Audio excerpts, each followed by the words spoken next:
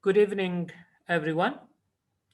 Uh, my name is Himdad. I am the president of Academy, MegaMind Plus Academy for Education, Training, and Consultancy.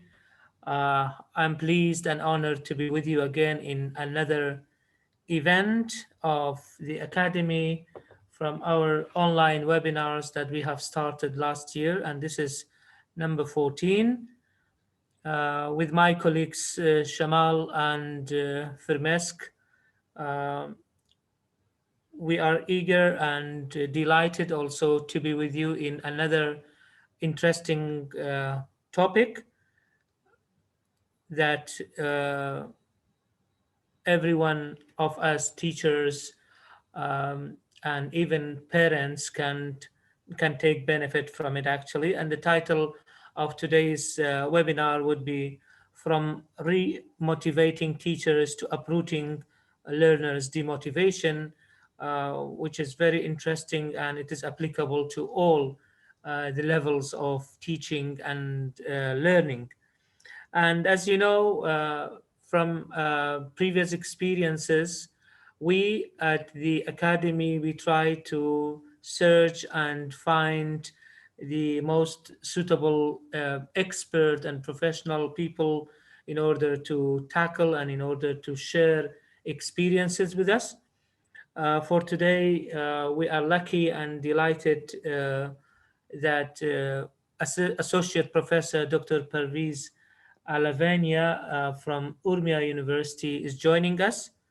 Uh, Dr. Parviz holds a PhD in TEFL and TESOL from Alama Tabatabai University in Tehran. He has got his BA degree from Urmia University and then master's degree at the University for Teacher Training, Kharazmi University in Tehran. He has been teaching in several institutes for over 21 years, and he has lectured at Urmia University since, I mean, 2005. That's about 15 years or 16 years. He has also successive to the accomplishment of his PhD degree in 2010.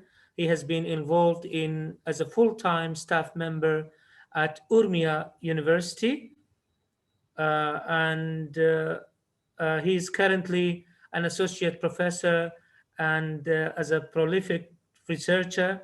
His main areas of interest include psycholinguistics, mainly issues related to motivation, memory, and intelligence, the topic that we are dealing with today, and research on second language acquisition in general and teacher education. He is also one of the members of the editorial board of Iranian Journal of Language Teaching Research, and he was the former head of English department at Urmia University for 4 years. That's two successive terms, actually. Um, as you know, the procedure of the webinars of the Academy are 90 minutes long, but we give the esteemed speaker around 15 minutes to talk, to present his topic, and then there will be chance for the participants to uh, ask questions or to add their comments if they have any additional comments or insights about that. And we believe these gatherings of uh, diverse scholars from uh, different parts of Iraq and Iran and even outside, uh, this would be an opportunity in order to get to know each other more, and this would be a chance for networking and knowing other people, like-minded people. And I'm sure there will be later on several other projects that will join us together. So we are thankful for this opportunity again. I see from the chat that some of you have problems of voice, but from our end, it is okay. So if you have any problem of voice, please log out and come back again. Um, and hopefully you will not miss anything. For your notice also that we are recording the whole session today. We will share it later on with the groups with emails that you have sent to us. We will share all the recording, and then you can share it also with your colleagues for those who could not join us for any reason. And Kak Shamal, we go live on Facebook also.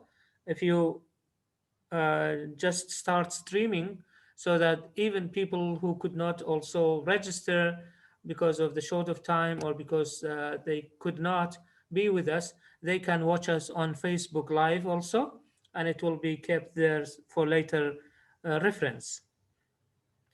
I hope that you keep your mics off until Dr. Parviz finishes his speech, and then you can use either the chat box for asking questions or the audio to raise your hand. There is a raise hand button uh, in the more option. So you can raise your hand and we will pick one by one, and we will open the mics for you so that you can address your questions and add your comments if you have. So the plan is to finish by 9, inshallah. And I'm very eager and enthusiastic to listen to Dr. Parviz, and because his topic is interesting, and he's, uh, mashallah, a very prolific researcher, and he is very knowledgeable in that field. And this will be only the first step in our connections. Previously, we were lucky to have Associate Professor Dr. Javad Ghulami, who is joining us today also in the audience. Dr. Parviz is the second, but I'm sure there will be much more people joining us, and the network will enlarge, will expand in the coming weeks also, so that there are joint projects between us. So for now, we have 52 participants, but I'm sure there will be more. The meeting now is streaming live on Facebook. So please, those who could not hear us, I said you can log out and then come back again using the same ID and the same password, because we don't have any problem from our end actually. Our voice is clear. For those who have problem, maybe the problem is in your network or in your uh, laptop or something. So just try to figure it out, please. But don't worry if you missed some parts. We are recording it, as I said, and you will have the link very soon, inshallah. And those who have participated, who will actually participate in the session, will have also the right to ask for certificates, and we will make them ready in the soonest, as soon as possible. Dr. Pervis, are you ready, sir? Well, in the name of God, the compassionate, the merciful, I'd like to, well, hereby welcome everyone to the session. And first of all, I should appreciate all the attempts made by dear Dr. Himdad from Salahuddin University for all the preparations he has made, and actually his dear colleagues who have, well, taken the burden of making all the preparations and arrangements. I also would like to thank, well, the administrators and actually the organizers of this seminar in MegaMind Plus Academy. So that's a great honor to be with you, dear Dr. Himdad, and your dear colleagues. And so first of all, I'd like to welcome all distinguished professors, dear guests, and all the, well, participants who have joined us for this session. So if you're ready, we're going to start our, well, presentation to be able to finish at the right time, at the actually program time. Inshallah. You can share your screen. You are co-host, sir. Yes, sure. Thank you. You are co-host now. You can share your screen so that we see it, and then the floor is yours. Thank you indeed.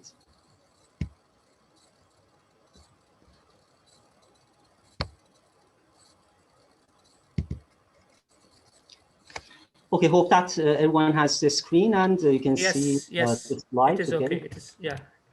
Nice flowers. Thank you very much, very kind of you. Okay.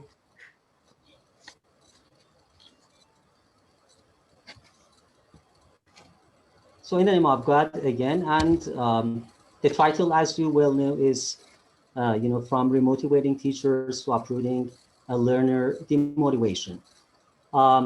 Well, the session is hosted by MegaMind Plus Academy, and actually hope that you, dear guests and participants, are going to enjoy the talk.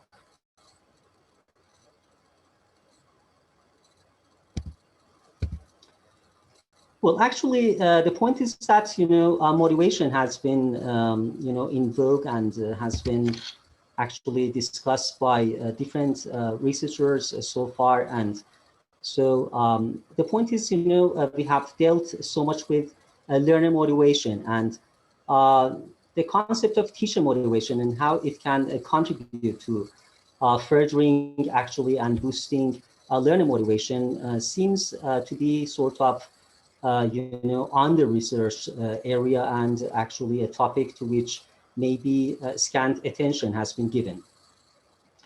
Well, in today's session, we're going to have 5 main sections. First of all, we're going to actually take a look at the historical movement and the historical actually growth of different motivational theories. Then we will actually investigate some of the factors underlying learner demotivation based on research findings. The next point that will be discussed is motivating learners at different ages. You know that age actually and proficiency level are two important demographic factors that can influence our approach to motivation and how we try to motivate our learners in different classes. The next point to be discussed is CDST, or complex dynamic systems theory and motivational fluctuations. And finally, the session will be closed by talking about teacher motivation and continuing professional development. So section 1, as I mentioned, is concerned with motivational theories. And as we're well informed, actually, that different psychological theories of motivation have been put forth so far. And when we take a look at the early psychological theories of motivation, that they're heavily influenced by behavioristic psychology. And so when we look at motivation from a behavioristic point of view, we see the dominant role of external forces and external factors and motives. So actually, they say, according to behavioristic psychology and behavioristic approach to motivation, learners are at the mercy of external forces and factors for getting motivated. Another important influential theory was put forth by Murray and as well as Maslow.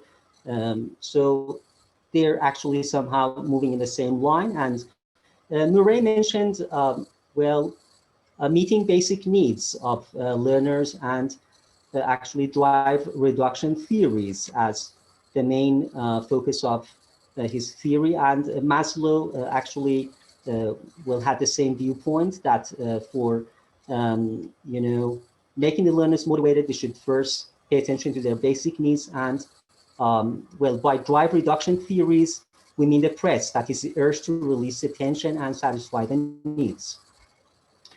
Another influential theory, which goes back to, let's say, maybe the era of behavioristic psychology or sometime earlier, is the theory which is put forth by Freud regarding unconscious motivation.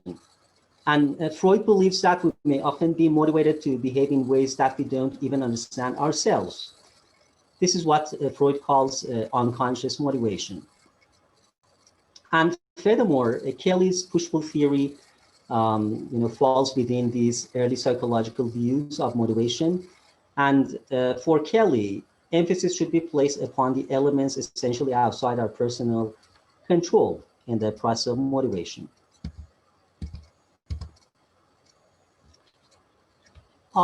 In addition to the theories and models that we mentioned on the previous slide, we've got Atkinson's achievement motivation. And that achievement motivation refers to the relative strength of or the tendency to approach a task compared to the strength of the tendency to avoid it, actually.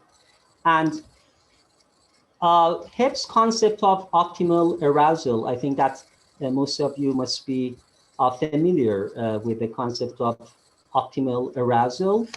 So optimal arousal, according to Hebb, Donald Hebb, is a level at which individuals function best without having to meet any other basic needs. This is the highest level of arousal and motivation for an individual. Then we have Gardner's socioeducational model. That Gardner is known for his attitude motivation, actually test battery. Gardner highlighted the role of attitudes in getting motivated. For example, the way we think about a foreign culture, the target community, for example, the people from the target culture, and the language. So this is actually, a major motivation for, and in fact, actually attitudes give rise to motivation for the learners. And Gardner is also known for his famous dichotomy of integrative versus instrumental motivation. I'm sure that all of you are familiar with the distinction between integrative and instrumental. And finally, among the early views of motivation, we've got Dornier's triarchic model of motivation, which actually, proposes 3 levels for motivation: language level, learning level, and situation level. Language level deals with various orientations and motives related to aspects of the second language. Learner level concerns individual characteristics that the learners bring to the learning task. And situation level refers to components related to the course, the teacher, and the group dynamics.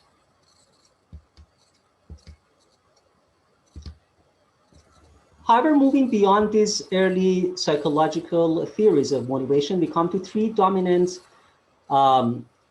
perspectives for motivation in among the later theories of motivation. The first one being cognitive, view of motivation. Actually, in cognitive view of motivation, the emphasis is placed on the role of choice and decision making in getting motivated. So the 2 key words, the 2 key concepts here are choice and decision making. In other words, motivation is concerned with such issues as why people decide to act in certain ways and what factors influence the choices they make.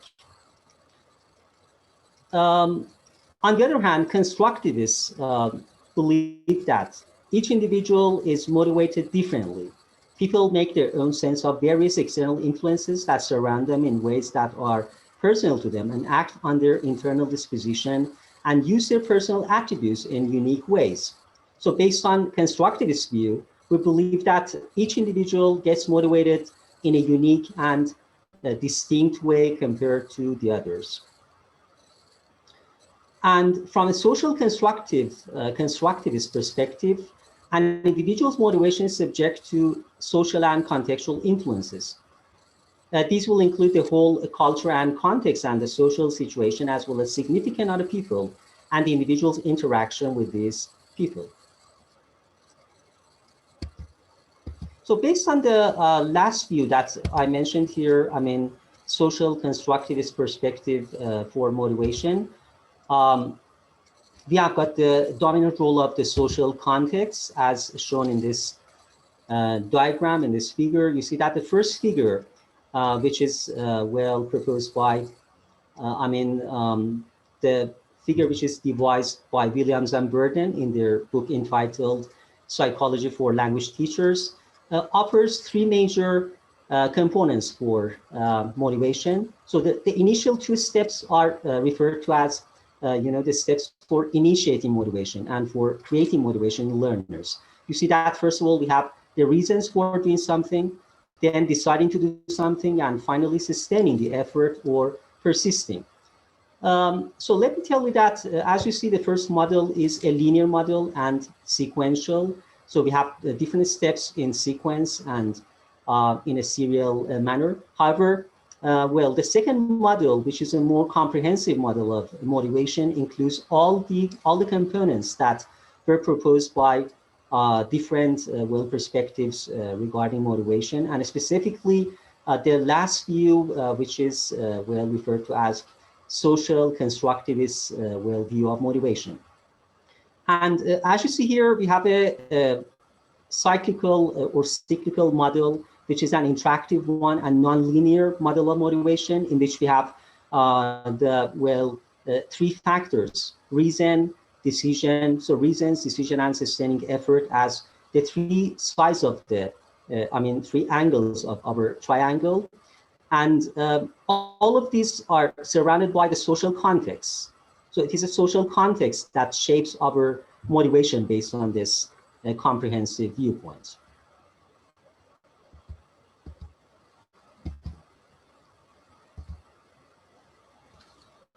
Another point that is usually encountered in literature on motivation is the distinction between intrinsic and extrinsic motivation. You know that, first of all, let me tell you that all individuals may possess some degree of intrinsic and extrinsic motivation in different contexts. So it's not a matter of actually either or. It is something like, let's say, a combination of the both. So our motivation falls on a continuum in this regard, and so we might be, in some cases, we might be, more intrinsically motivated, and in other circumstances, it is likely that we have a higher degree of extrinsic motivation.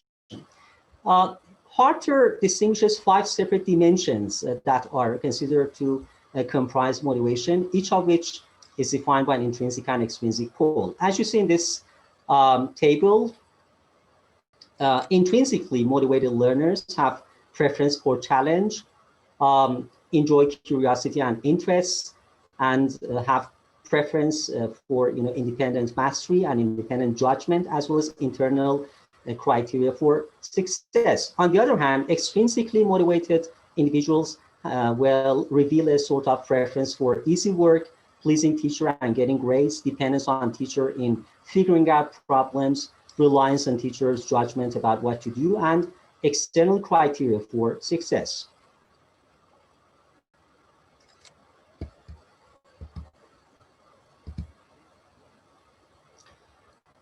An important theory that is quite relevant to the issue of motivation is a flow theory, which is put forth by this great psychologist, Csikszentmihalyi, Csikszentmihalyi. And you might have heard the theory. I'm sure that most of you are familiar with the flow theory and flow experience. So what are the features of flow experience? That flow experience is actually in contrast to what we call demotivation. Because when we are experiencing flow, we go through these, pieces of, actually experience. Number one, all of our minds and bodies are completely involved. Our concentration is very deep. We know what we want to do. We know how well we are doing it. We are not worried about failing. Time passes very quickly, and we lose the ordinary sense of self-conscious knowing or bothering worry that characterizes much of daily life. So this is the highest degree of motivation that Csikszentmihalyi refers to under the title of flow. And it is in line with what we referred to earlier, Hebb's actually model, which was referred to as the highest degree of motivation and the greatest drive that we experience in the process of learning.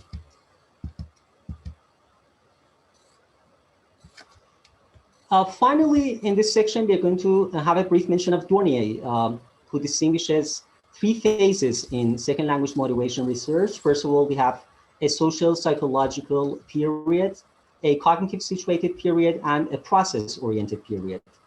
Historically, motivation research in second language acquisition is associated with Gardner's socio-psychological approach and the highly influential integrative instrumental motivation dichotomy, originally proposed in the early 1960s, which dominated the field for quite a while. From around the 1990s on, there has been a significant shift in the focus and nature of research on second language motivation. This shift gave rise to a range of new theories of second language motivation, typically drawing on related research in the field of psychology, including expectancy value theories, attribution theories, self-efficacy theories, and value of success theories.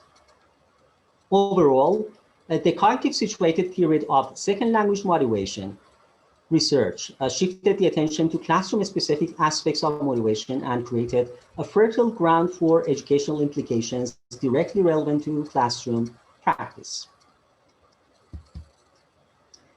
So section 1 is over, and now, if you're ready, we turn to the second part of the discussion for today's webinar, which is entitled Learner Demotivation.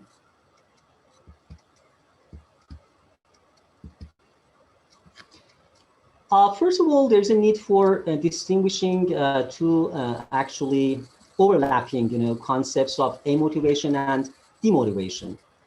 Amotivation refers to lack of motivation caused by the realization that there is no point or it's beyond me, for example. Thus, amotivation is related to general outcome expectations that are unrealistic for some reason, whereas demotivation is related to specific external causes. So amotivation, as defined by Deci and Ryan, refers to the relative absence of motivation that is not caused by lack of initial interest, but rather by the individual's experiencing feelings of incompetence and helplessness when faced with the activity. According to Walren's overview, it can have four sources. People can be amotivated because of these four reasons. First of all, they think they lack the ability to perform the behavior that is related to capacity ability beliefs, or they do not consider the strategies to be followed effective enough, which is relevant to strategy beliefs, and or they think the effort required to reach the outcome is far too excessive, which is well related to capacity effort beliefs. And finally, they have the general perception that their efforts are inconsequential considering the enormity of the task to be accomplished. This is what we refer to as helplessness beliefs. Well, on the next slide, we're going to talk about some of the major motivational styles and orientations, which are owned by different learners and their influence on their inclination for learning. You know that some learners are actually characterized by this feature, which is called learned helplessness. So the first motivational style is referred to as learned helplessness. And it describes people who see failure as essentially due to a lack of ability and who feel that they have no control over their actions. In such circumstances, they become demotivated, find it difficult to discriminate between appropriate and inappropriate responses, show symptoms of anxiety and depression, and give up trying altogether. So maybe one of actually the teacher's major attempts must be helping such learners who are suffering from this condition of learned helplessness and actually try to remotivate them. The second group of individuals are known as mastery-oriented, individuals, and so these people are characterized by the individuals characterized by this motivational style tend to explain failure in terms of lack of effort and seek clues in their mistakes for ways of improving their subsequent performance. And finally, the last group is known as self-worth concern.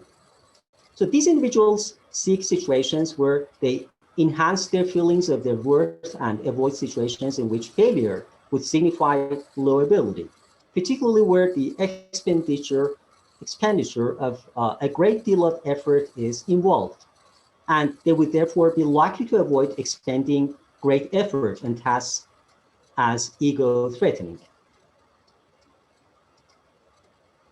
So the second and the third group actually are in a better position compared to the first group who enjoy this, learned helplessness feature.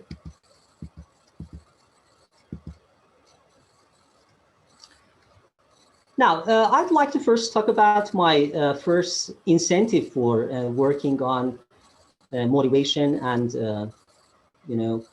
for the most part, actually, mainly, working on the issue of demotivation. So my first interest actually emerged in 2012. I mean, my first interest in the topic emerged in 2012 when I supervised a work of one of my MA students in Urmia University at that time. And actually, so my student worked on demotivating factors among Iranian TEFL learners.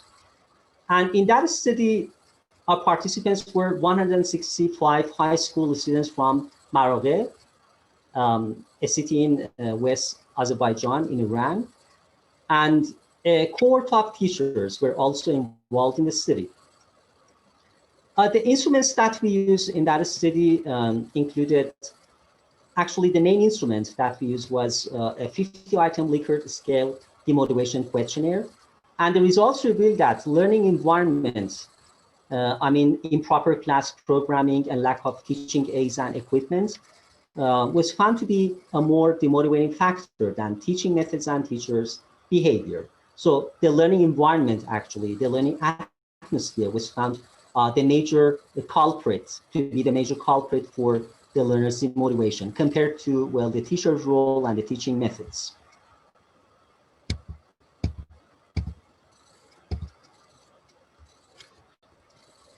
Another study was conducted by Chambers in 1999, and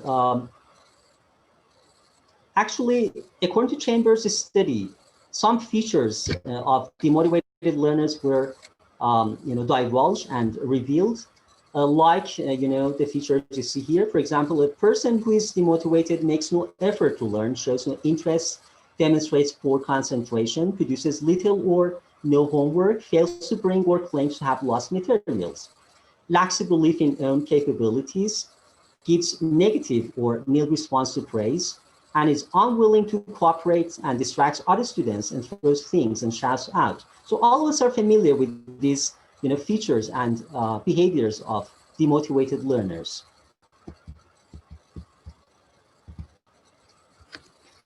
And a further study was conducted by Dornier in 1998 regarding the demotivating factors of learners. And Dornier came up with 9 major categories of demotivating factors, including the teacher, his or her personality, commitment, competence, teaching method, as well as inadequate school facilities, for example, group being big or not the right level, frequent change of teachers, and reduced self-confidence, like experience of failure or lack of success, and a negative attitude towards the L2, compulsory nature of L2 well studied, interference of another foreign language being studied, negative attitude towards L2 community, attitudes of group members, and course book. And so these were the main factors which were identified by Dornier in his study of demotivating factors.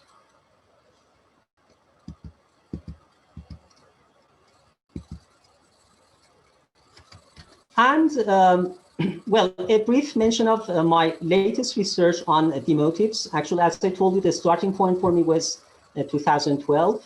And the latest study that we conducted, my student and me, my MA student and me, quite recently, will conduct a study on the motives and demotives in rural education. And in that study, we actually opted for a sample of 100 participants, 100, well, high school level learners in rural areas. A questionnaire actually was developed and interviews were prepared.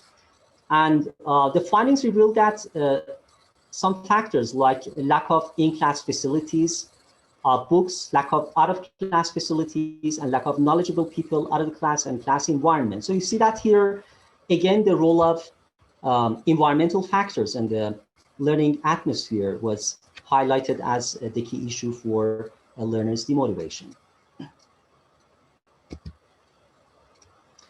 Well, so section 2 is over. We had a brief look at demotivation and a cursory, overview of research that was allotted to, well, studying demotivation and demotivating factors. Now we come to section 3, which is related to the effect of age. And I'm sorry that I go non-stop because I know that we are short of time to some extent. And I know that we still have sufficient time, but I should manage the time, to be able to finish at the right time. And God willing, if you have any questions, any comments or remarks, we're going to give you, well, time at the end of the session for raising your nice comments and insightful questions. Well, I'd like to ask you please hereby, because I can't see any comments from the participants. I can just see my, well, slides. And so if there are any comments, please keep them for the end of the session. And try to note them down, please. Jot them down and make sure you don't forget them. Don't worry, we are with you also. If there is anything, we can record it also and ask you at the end. So any question that comes to your mind, please, participants, you can add them. But we want you to listen to Dr. Parviz first and then ask your questions. Well, thank you indeed. Go ahead, please. Thanks a lot. Okay. So section 3, as I told you, is entitled The Effect of Age. You know that in different classes, we are faced with different learners of different age groups actually, and so each actually age range has got its own properties and let's say its own features and characteristics. So we have to be able to treat the learners in terms of their age features and in terms of their needs and actually tendencies. You know that when we are faced with young learners in our classes, as you all know, children, young learners need a lot of good exposure if they are to acquire a language, and 1 or 2 hours a week is usually not enough for successful acquisition. Though it may first, give students a taste of the new language, and second, make them feel very positive about the languages other than their own, and third, be a lot of fun. The second point to keep in mind is children taking information from everything around them, not just what is being taught. They learn from things they see, hear, touch, and interact with. This is often just as important as more formal explanations, which we refer to as peripheral learning. And children are usually curious about the world and like learning. Furthermore, children often find abstract concepts such as grammar rules difficult to understand. However, this depends on what developmental stage they have reached.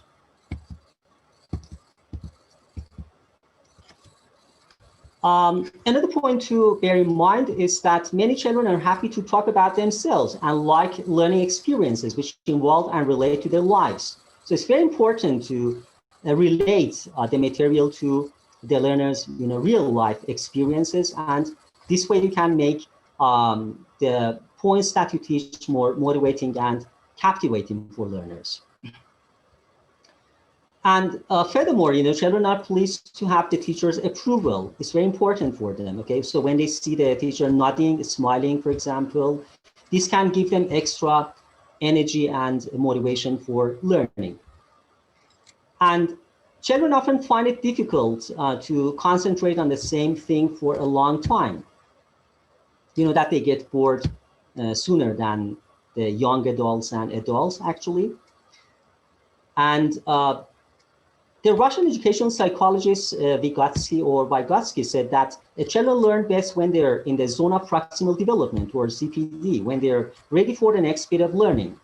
Later experts have suggested that teachers should scaffold students' learning, provide guidance and support until the students can do it for themselves. And we need to remember, however, that children develop at different rates, and that there is a clear difference between a child of 5, for example, and a child of 10. For this matter, I think it's better to take a look at the developmental stages of children, as mentioned by Piaget. You know, if you go to Piaget's theory, you can see 4 different stages of child's development. And so at each stage, we should, approach the child in a particular, style and manner in line with the features of that particular age. You know, we have the sensory motor stage, then pre-operational stage, then actually concrete operation and formal operational stages in Piaget's model. Here are some tips, a few tips for teaching children and making them motivated. First of all, we need to change activities frequently. You know, that it shouldn't be monotonous for the children and a sort of, lethargic activity. And we have to, combine learning and play. It's very important to integrate games and play into our teaching. And I'm sure that all of you who are professional and well-experienced teachers do so when you're teaching the kids at, the lower ages, I mean. And you know that we have, game-based teaching and learning and game-supported, teaching and learning. So both of them can be very beneficial. It depends on the, classroom features you're teaching.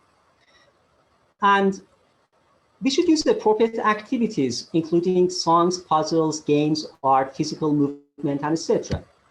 And make a classroom an attractive, light, and convenient learning environment. And the last tip, pay special attention to our own English pronunciation, because children are good imitators. And you know that when a wrong pronunciation sticks in the kid's mind, later on is going to be very hard to eradicate it. This is what we call, fossilization, of course.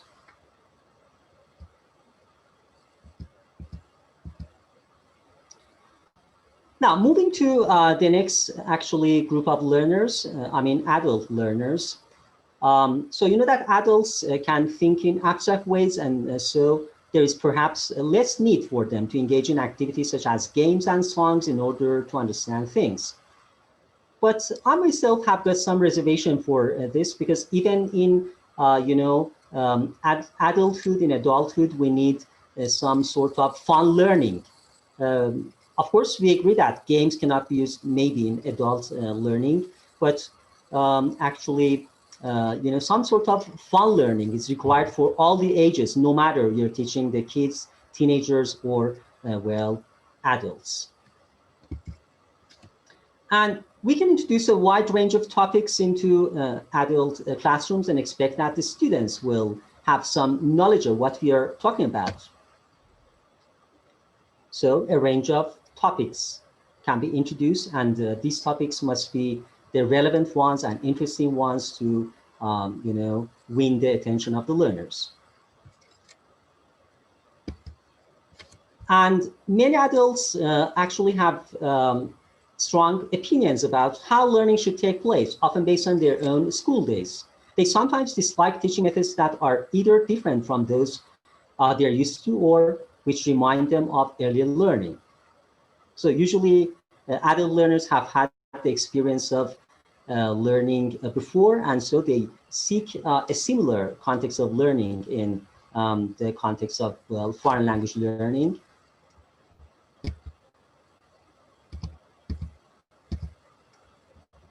Although some, adults have good memories of learning success, others have experience of learning failure and are worried that they will fail again.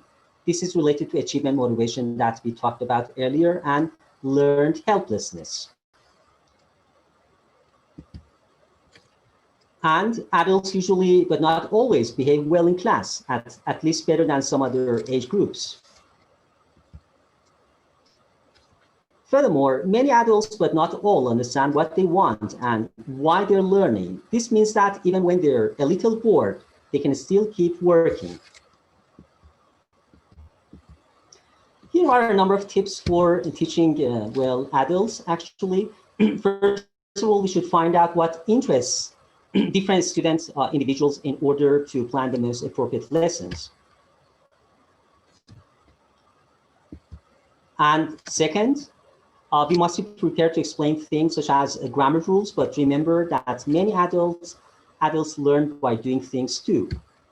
Of course, we know that in adulthood, we come to a stage at which we can have abstract thinking and reasoning, and we can grasp the rules. So deductive teaching of rules can be appropriate, but actually we should, merge it with other more interesting, well, methods of teaching,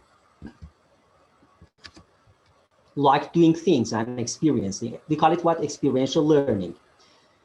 And we must discuss the best ways of learning with our students so that everyone is happy with our lessons. You know that when we're faced with adult education, because they have some sort of a background in this regard, we can even get their benefit from their consultation with the adults regarding the most beneficial ways for teaching them and motivating them.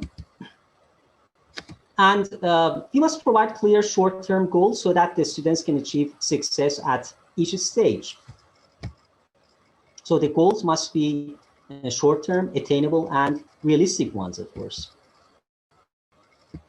And here are some, other points regarding adolescents. So adolescent learners enjoy some other features, they're between, in terms of age, they're between actually kids and adults, and so they might actually have some features of both groups. So depending on their stage of development, teenagers can start to think in abstract terms. In other words, they can talk about ideas and concepts in a way that younger children probably cannot. Many adolescent students become passionate about the things that interest them.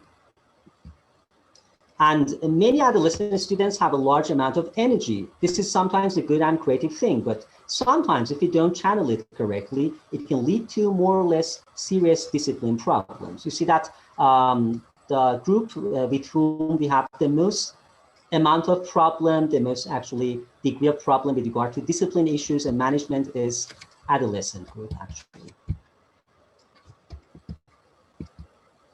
And many adolescents are extremely conscious of their age and find it irritating when adults continue to teach them as children, even though in many ways they still are children.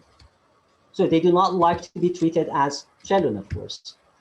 Adolescents usually have not chosen to come to our English lessons. Most of the time you see that it's the case that they're pushed to the process of learning, and they're sent to classes by their parents. And they're there because they have to be there, and they may not see any good reason for learning English. And in addition, many adolescents want and need peer approval, the good opinion of their classmates about themselves, far more than they want and need the approval of the teacher. So this is one point of difference between adolescents and kids, because kids mostly need the teacher approval, actually, as we mentioned earlier, while adolescents are in need of peer approval, because they want to receive approval from their, classmates and their partners at their own age. So a few tips for teaching, and motivating actually adolescents. First of all, we should encourage teenagers to have opinions and to think critically and questioningly about what they are learning.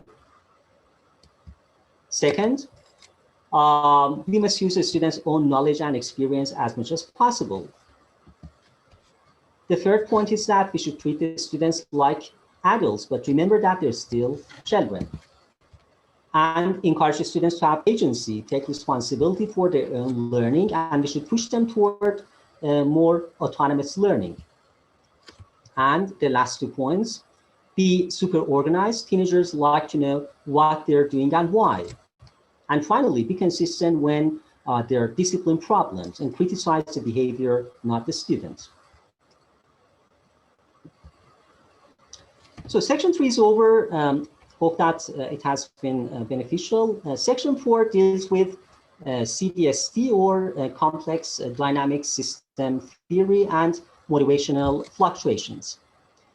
Dr. You know that, well, okay. Dr. Parviz, just because of time, try to keep it as short as possible so that there is chance for questions and answers. Sure, yes, sure. I'm going to, well, move a bit faster, and yes.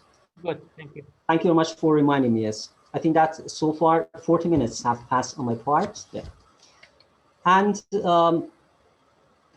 so section 4, as I told you, deals with the concept of the complex dynamic systems theory. And when we talk about complex dynamic systems within the sociodynamic phase of L2 motivation research, we use the term complex and dynamic in a specific sense, referring to complexity theory and especially one key strand within this theory, which is dynamic systems theory. A system can be considered dynamic if it has 2 or more elements that are first interlinked with each other, and a second, which also change in time. So these 2 simple conditions can result in highly complex system behavior.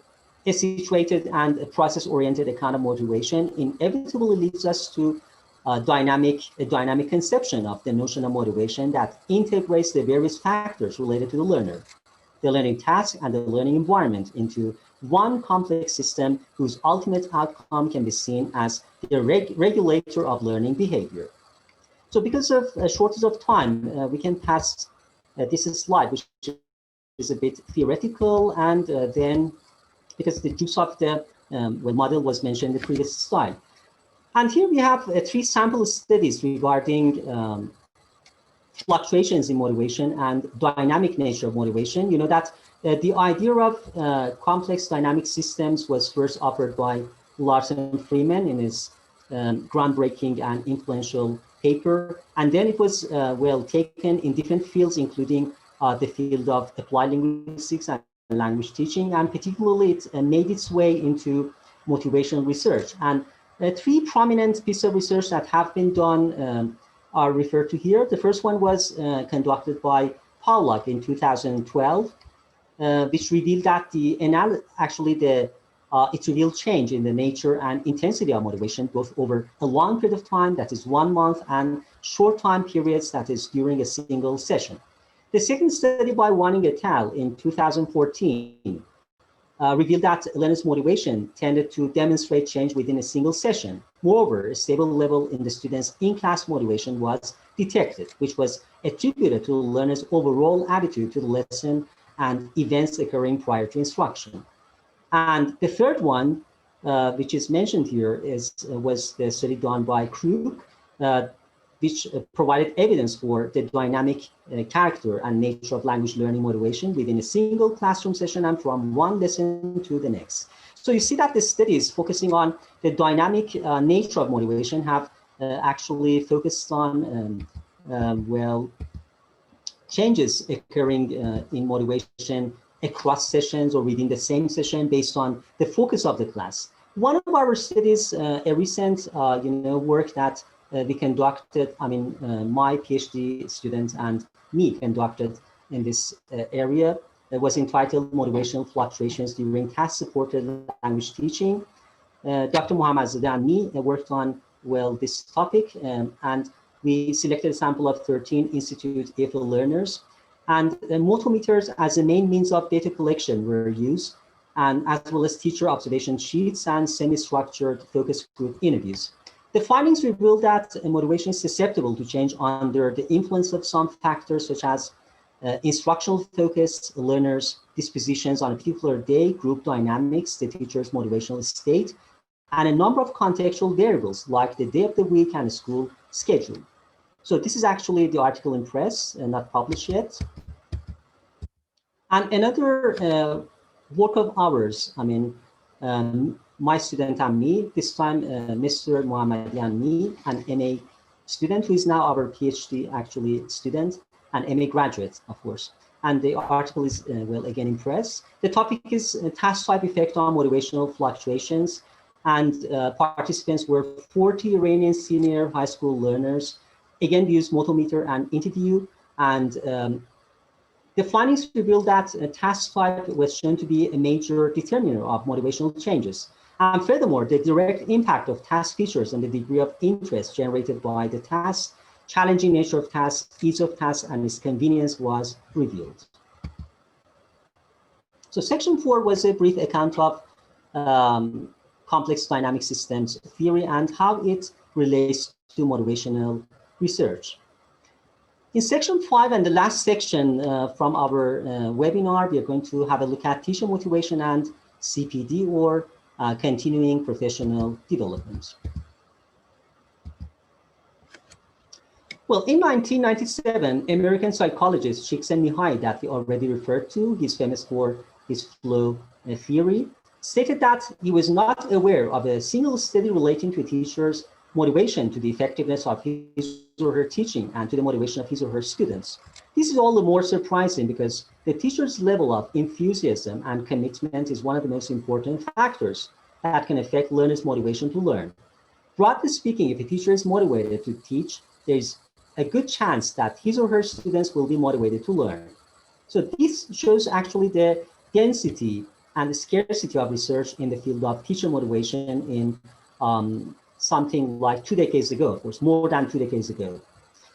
And within the last few years and the last 2 decades, let me tell you, however, there has been a marked growth of literature in the area of teacher motivation in educational psychology and teacher education. So fortunately, as Dornier and Yoshioda in 2012 claim, so the well, there has been a sort of outgrowth and outsurge in the studies conducted on teacher motivation. And the literature on teacher motivation broadly addresses 3 main areas. First, issues concerning career choice among teachers. Second, complexities during the teaching process. And third, important factors that impact on the development of teachers and their students. Well, I strongly suggest this book, which is, I'm sure that you're familiar with this book, Dornier and Yoshioda's book, which is mentioned as one of our references at the end of the slides. It's a very influential book regarding teacher motivation and even learner motivation, of course. According to Dornier and Yoshioda, a review of literature suggests that 4 motivational aspects are particularly featured with respect to teacher motivation. First of all, it involves a prominent intrinsic component as a main constituent. Second, it is very closely linked with contextual factors associated with the institutional demands and constraints of the workplace and the salient social profile of the profession. Third, along with all the other types of career motivation, it concerns an extended, often lifelong process with a featured temporal axis, which is most clearly reflected when talking about career structures and promotion possibilities. And it appears to be particularly fragile, that is exposed to several powerful negative influences, some being inherent in the profession.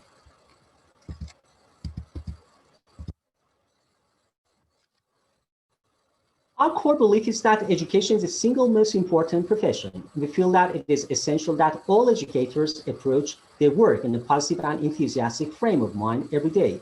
There is no room for cynics in education. We truly do have to believe in what we do to be effective.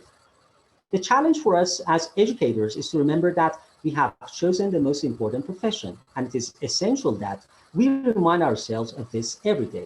The additional challenge for educational leaders is to help those who we work with feel this level of importance each day.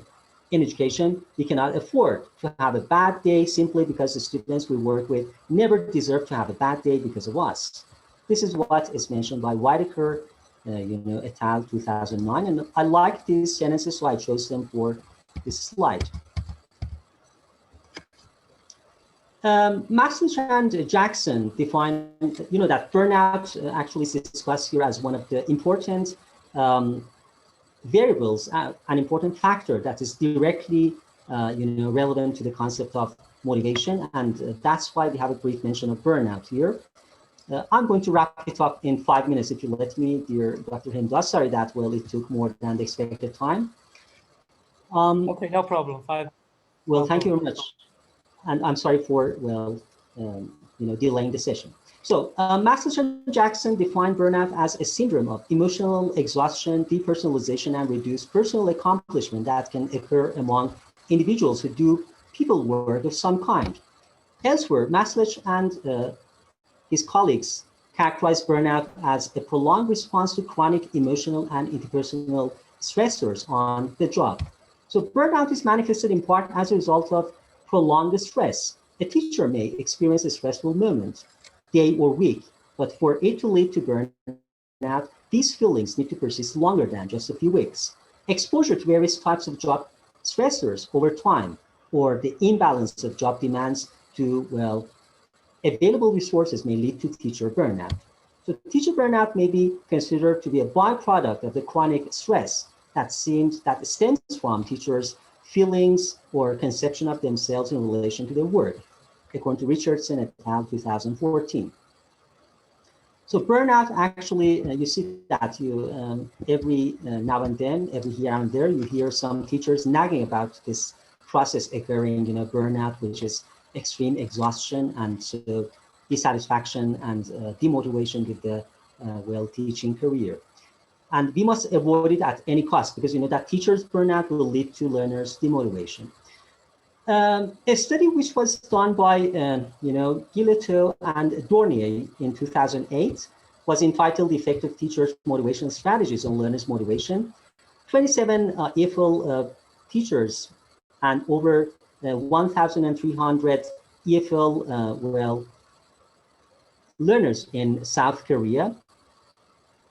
So these were the participants of the study, and the instruments included a self-report questionnaire, classroom observation, and post-lesson teacher evaluation scale. So the findings of this study revealed that there's a strong positive correlation between teachers' motivational teaching practices and their learners' learning motivation. So this is actually quite undeniable, an undeniable fact that there is a direct relationship between the teacher's motivational teaching practices and strategies and learners' motivation. Another study by Moskovsky et al. In 2012 was entitled "The Effects of Teachers' Motivation Strategies on Learners' Motivation."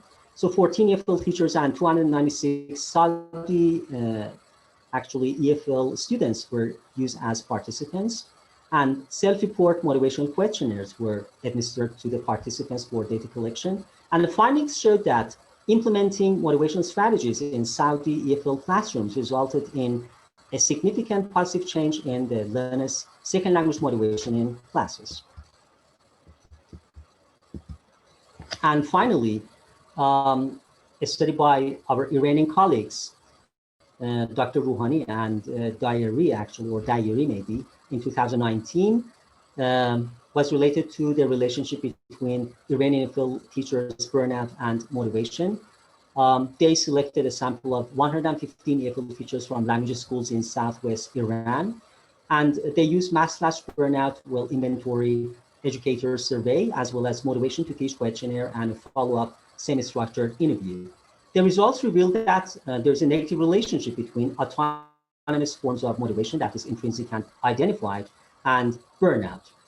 And second, they found out that autonomous forms of motivation and external regulation are better predictors for EFL teachers' burnout. So we come to the summary of findings and research findings on teacher motivation. In past research, teacher motivation has been seen either as an antecedent or less frequently as an outcome of a student motivation. The reality, however, is that this is not an either-or situation, because teacher motivation functions in both roles simultaneously in an ongoing manner. This reciprocal and recursive pattern of causality may be best captured within a complex dynamic systems framework, as we referred to earlier. In this perspective, we cannot talk about any antecedents or consequences within distinct cause-effect relationships, but rather about emerging outcomes of interactions among constituent systems underlying the teachers and students' motivational disposition. And finally, I've got some tips to close the session, to wrap up the session. So our entire discussion today boils down to a number of issues and tips that I've summarized here. So first of all, pinpointing different ideas or individual differences and motivational styles in learners and trying to take them into account in the process of motivating learners. So this is an important issue to take into account, that we have different learners with different, features and different demographic features, for example, and different motivational styles. So we should deal with them, in different ways. The second point is that bear in mind that learners are motivated in distinct, unique ways based on constructivist theory of motivation. So we should bear it in mind that learners are different, and they're motivated in different and distinct or unique ways. So we should approach we should approach the task of motivating the learners in different ways based on their individual characteristics and their preferences, likes and dislikes, and different features.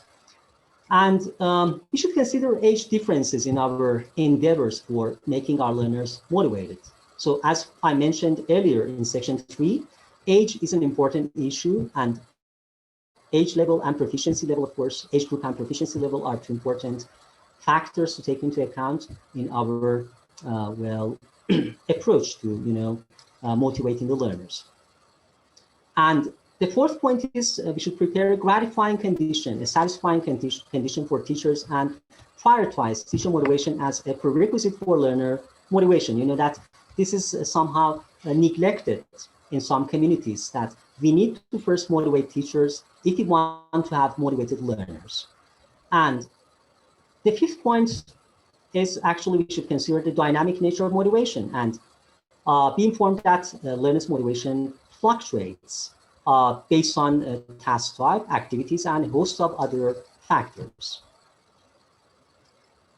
Number 6, we should integrate motivational strategy training into in-service programs targeted toward continuing professional development, or CPD. And finally, we should constitute forums and discussion groups among teachers for exchanging valuable experiences with regard to motivating learners at different ages and levels of proficiency. I think that the last one is a very prominent issue and a very brilliant, step for creating bonds and connections between the teachers, especially between the novice teachers and more senior and experienced teachers, to share the experiences in terms of motivating learners and dealing with learners at different age groups. So thank you indeed. These are some of the references I had used in my presentation. And if you like, you can refer to some of these references later.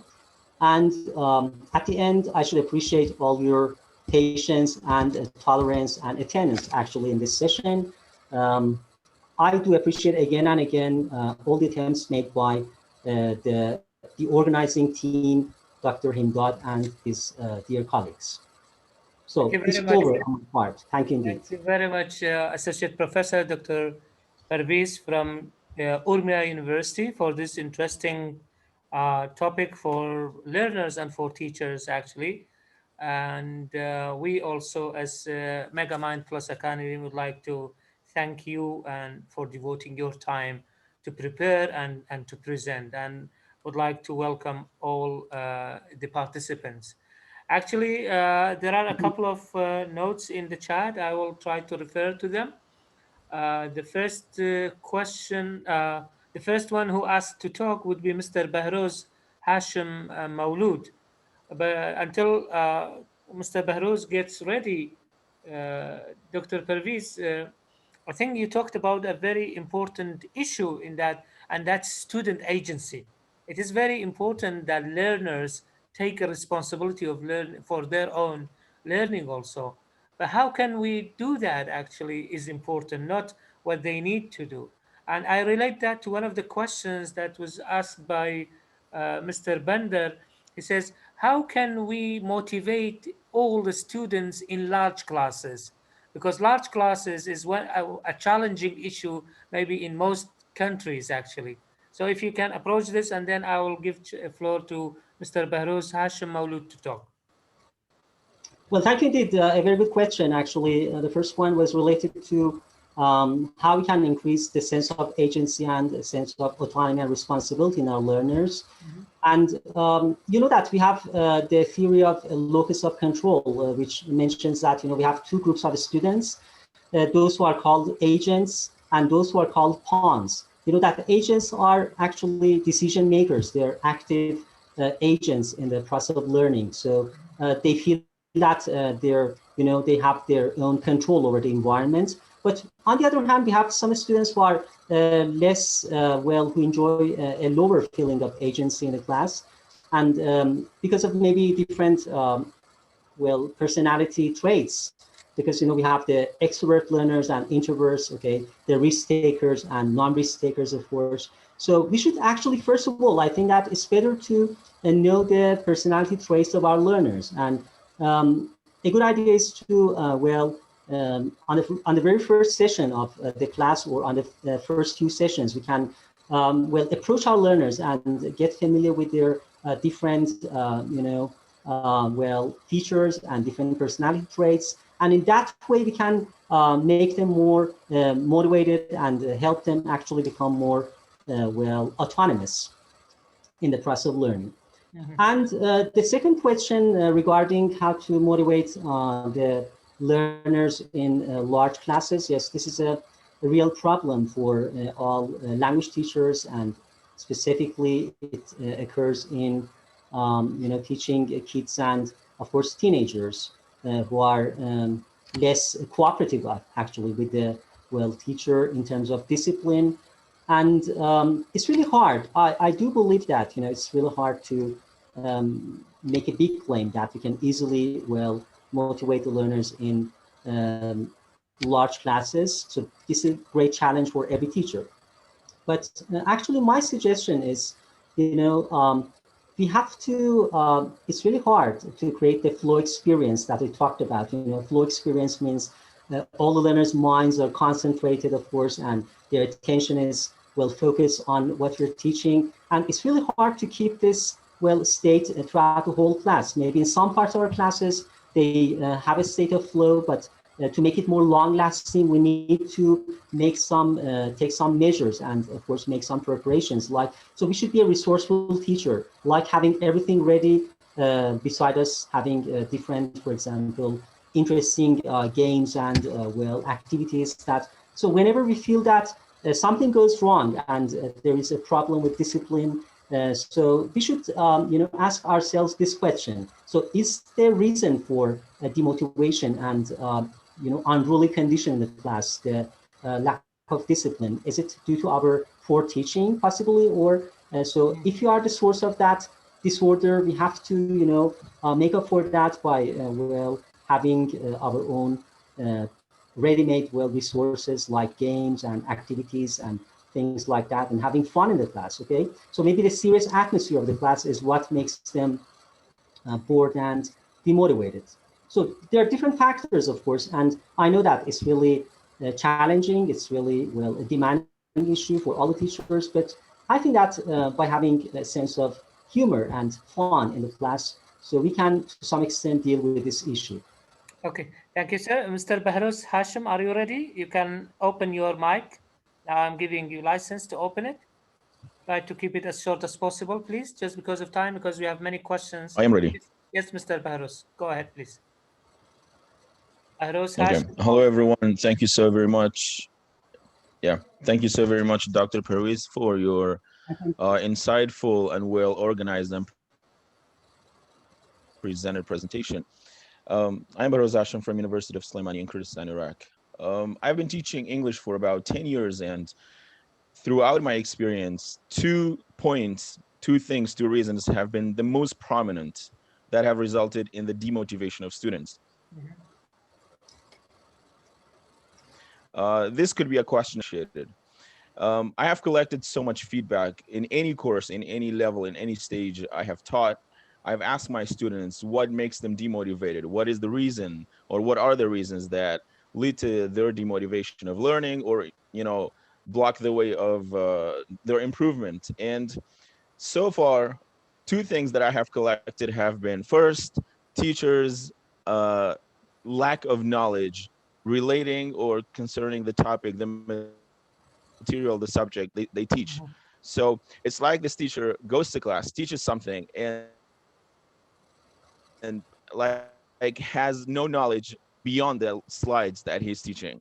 And when students ask him questions, he gives, the students things to do, to find the answers. It's like he does not have enough knowledge, and this kind of like causes the students to lose interest in the topic, and they just either leave the class and stop improving, stop learning, stop working on it.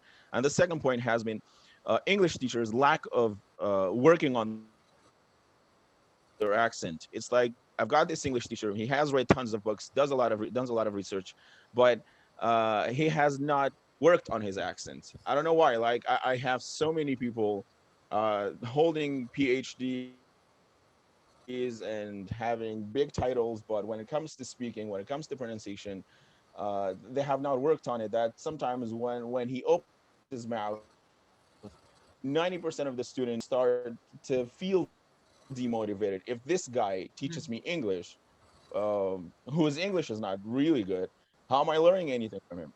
I know he has got some good knowledge,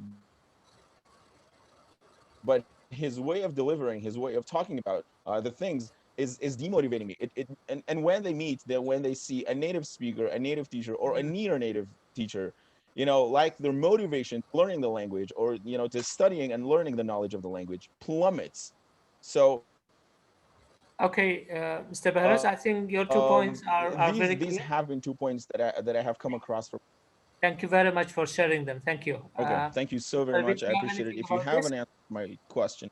Good. Thank you very much. Well, I think indeed, dear Mr. Behrouz Hashim, if I'm not mistaken about the name, so I do agree with you that these are very important issues in creating motivation. The teachers, knowledge, and the teachers actually accent and proficiency. And I'm sure that you're a very successful teacher.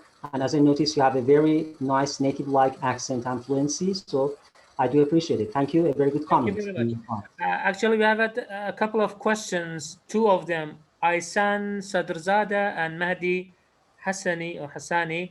They both talk about how can we motivate students in online classes, and especially online classes and large online classes.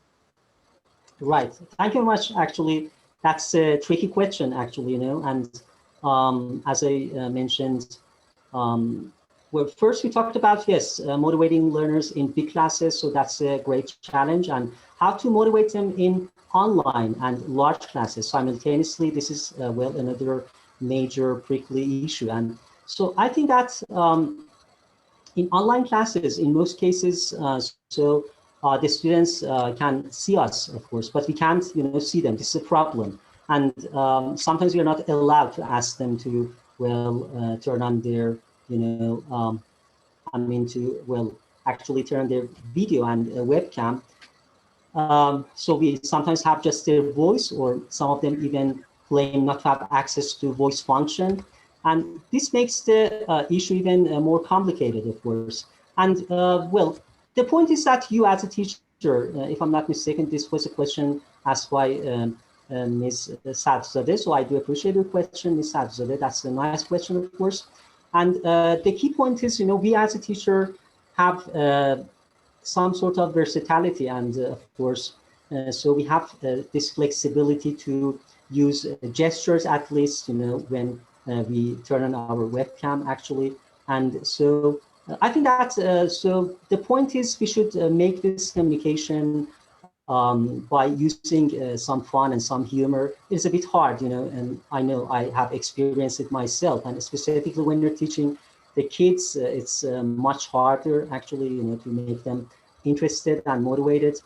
But I'm sure that by having a bit of fun and humor, and actually by using the gestures for teaching, specifically for teaching vocab, right? You can make them more motivated. And well, there's no way out, actually. We are all experiencing this predicament these days. And so I do agree that it's really hard to, well, motivate the learners in online education, but there are still ways to make it more fun for them and create more motivation for learners.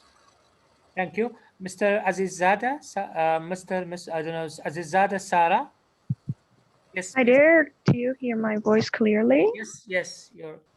Yes, sure. Thank you. This is Sarah Azizadeh, MA student in Azerbaijan Shahid Madani University and former student of Dr. Alavinia in Urmia University.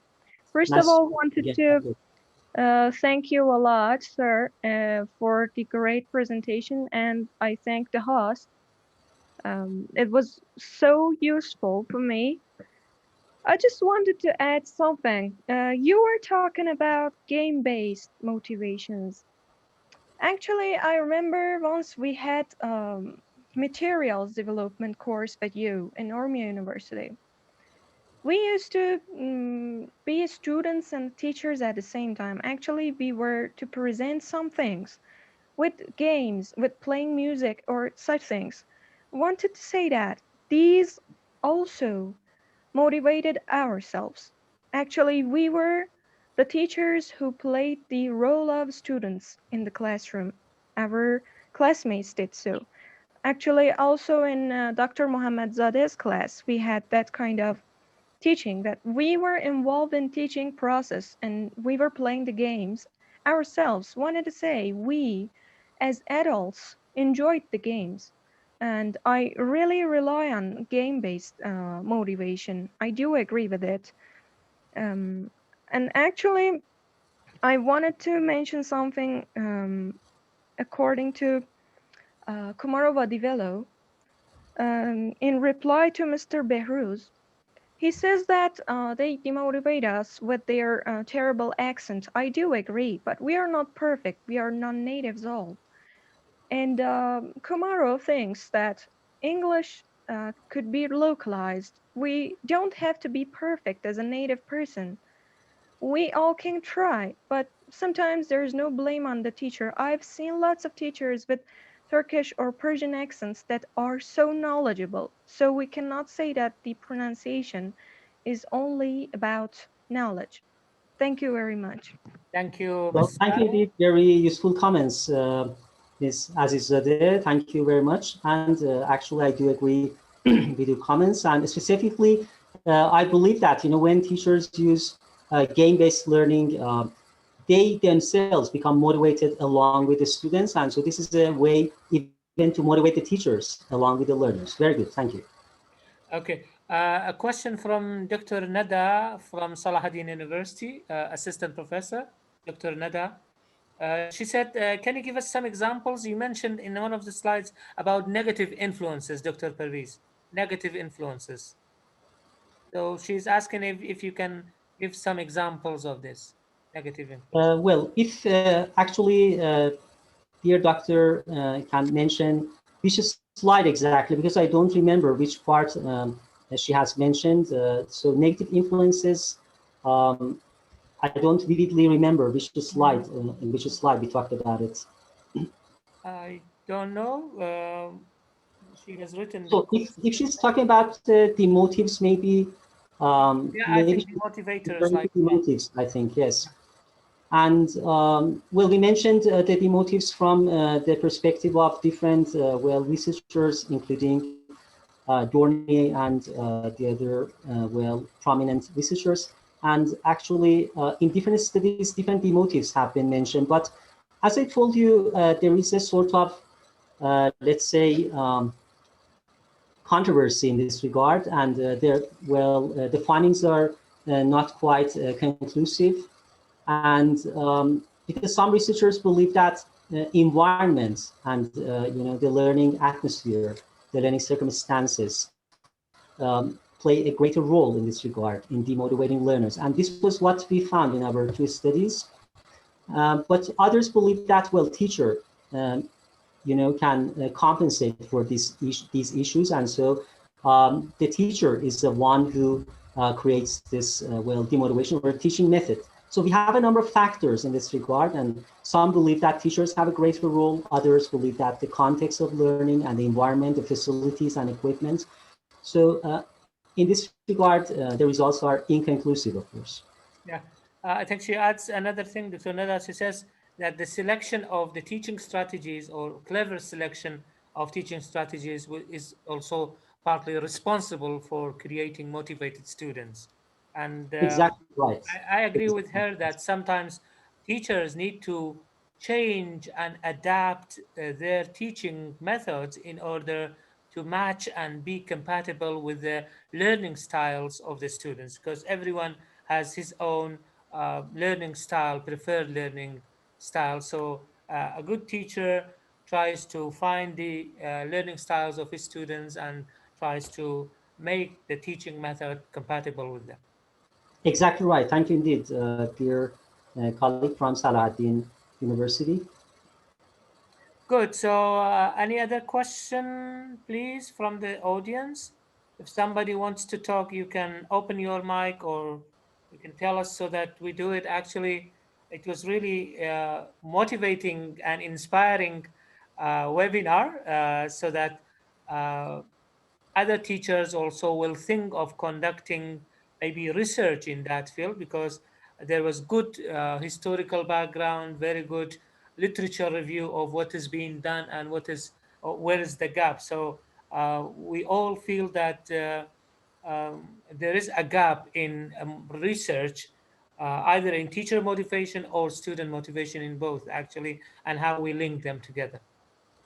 So if somebody wants to talk, please. If not, we are going. I can't. Sherwan Nuri, do you want to talk? I can't hear you. If you open your mic, open your mic, Mr. Sherwan. I have given you license to open it. Yes, Yes, please. can you hear me now? Yes, please. We do. Thank you, dears, to participate. Thank you, dear Professor Dr. Alavinia. Uh, Thank you please, indeed. can you tell us what should we do with unmotivated students? And if we have a lot of students in a small room, in a small classroom, Mhm. Okay. what should we do with them? Thank you. Thank you, Mr. Sherwan Nuri. Thank you indeed, dear Mr. Sherwanuri. It's nice to see you again. Well, let me tell you that, dear Mr. Sherwanuri is our PhD candidate in Urmia University right now. So it's nice to see you again, dear Mr. Nuri. Regarding your question, how to motivate the demotivated learners, actually, it depends on a range of a host of different factors. As I mentioned, age, for example, matters, and proficiency level, for example, can be another important issue, and gender, for example, different personality traits. So when we want to approach this issue, we should, have a sort of probe into different demographic features of that specific learner. So first of all, we should pinpoint, identify the reason for demotivation, why that specific learner is demotivated.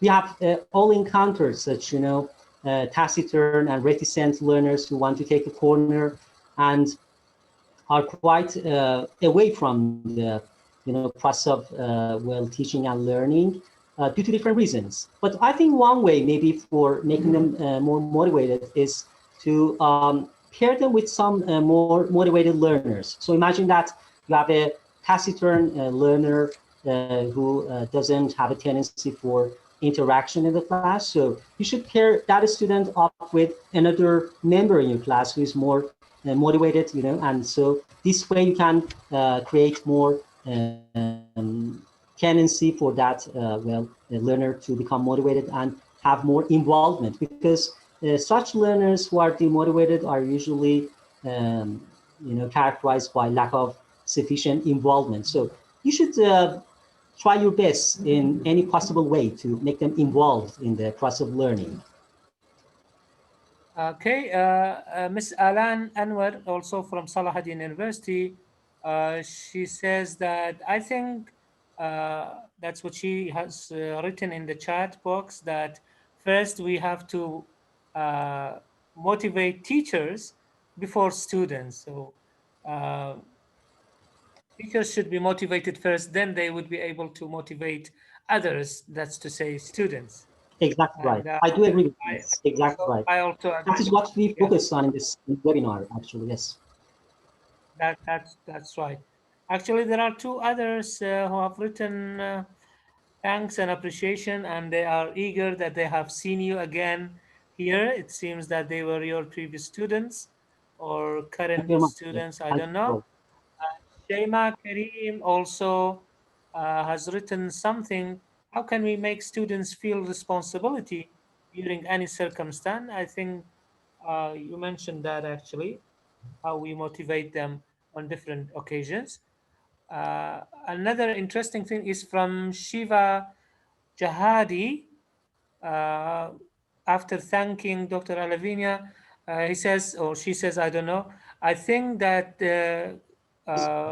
continuous professional development helps you stay interested and interesting, and experience is a great teacher, but it does not mean that we tend to do what we have done before. So focused continuous professional development opens you up new possibilities for you, and new knowledge and new skill areas. And I also agree with this statement that teachers need to update their knowledge, update their style, update their method on I say on daily basis, not on weekly, even on daily basis, because each class has its own peculiarities, and each topic that you cover in a class is special. So you need to be aware of that, and you need to be always updating yourself. Exactly right. Yes. So A very important remark. Thank I you, think Ms. this, if Jawadi, you have for any final words, Dr. Alavina, if you have final well, words, you can say. thank you indeed. If there are no more questions and comments, I just wanted to mention something that I experienced a few days ago. You know, a few days before this webinar, actually, we had a sort of communication with some of the teachers who are my colleagues or used to be my colleagues, and in the channel in which we have communication. And one of these teachers actually, you know, showed one instance of her students' work that was really nicely done. I mean, the well, student who was a kid has made a very nice video about pronouncing the words and explaining actually, you know, the part that was being taught. And then later, some other colleagues put forth and showed their own, you know, experiences with motivating learners. And this brought about a sort of nice talk about, for example, motivation quite unexpectedly and you know, spontaneously, of course. And I made this suggestion in the channel. I told them, if possible, we can, you know, keep sharing our experiences and our, you know, encounters with the learners, and motivating episodes from our classes can be really helpful. So having narratives from our classes, sharing them with others in groups, in well, such interactive, well, social networks. I think that this can be a good suggestion, and this was one of my tips that I offered in my last slide. So I think that creating such forums and such social networks for professional development and continuing professional development can be a very useful thing, specifically now that we are at this in this era of coronavirus pandemic and lockdown. So this can be very good way for developing our, I mean, professional expertise with the help of each other. And you know that in such groups we have novice teachers, experienced teachers. So in cooperation, in tandem, they can work towards building a better professional knowledge for better teaching. So thank you indeed, dear Dr. Hemdad, again for all the attempts you have made. I know that organizing the session was very hard, and you made all the attempts to organize the session in the best way possible. And thank you again, all the audience who kindly and patiently took part in the session and raise your nice and insightful viewpoints. I hope that such sessions are going to be ongoing in the future and continue. It's really fruitful. I think that well, to have such cross country and actually cross cultural communications regarding instructional and pedagogical issues can be very practical for all the individuals. Thank you very much, dear Dr. Hemdad, and all the participants. Thank you very much, Associate Professor Dr. Parviz Alavinia from Urmia University, for devoting your time and making effort in order to prepare, and that you have agreed to be with us tonight. And I'm sorry to interrupt you, dear Dr. Hemdad. I just wanted to appreciate the attempts made by our dear colleague, Dr. Gholami, Dr. Javad Gholami from Urmia University, the head of international relations, of course, office. And yeah, he has made a lot of preparations, and he was the pioneer of, I know that, pioneer of such We started sessions. with him, actually, with Associate Professor Dr. Javad Gholami. We started with him, and this is the second, and I'm sure there will be much more joint webinars, joint events, and academic events in the future also, inshallah. So thank you very much again for your time. Dear participants, you will get the recording, the link of the recording.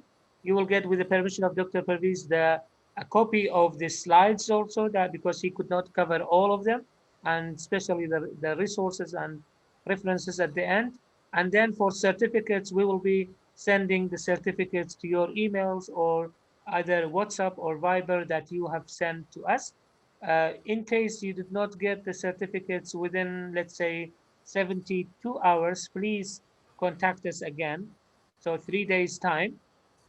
If you did not get your certificate, then contact us individually so that we prepare it as soon as possible. And it was really a very informative session, and I have also learned a lot from the slides, from what you have said, and even from the questions and additions of the participants.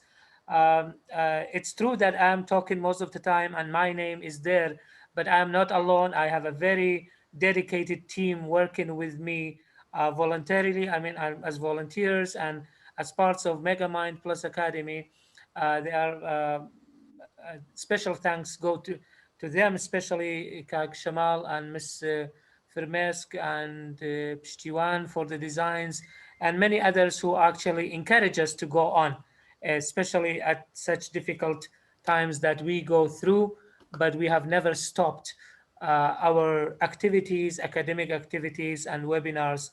So hopefully we will be seeing you all in our next sessions. Some of our sessions are in English, some of them are in Kurdish. So we would love to see you again in our events, and you can also suggest topics and suggest people who you think they have something to share with us, and we would be happily thinking of how to join them, how to make them join our team and invite them to our sessions. So thank you again for all your time, your participation, and your patience. From the bottom of our heart, MegaMind Plus Academy is always there for academic events. No matter what happens, we will go on and stay safe and be in touch.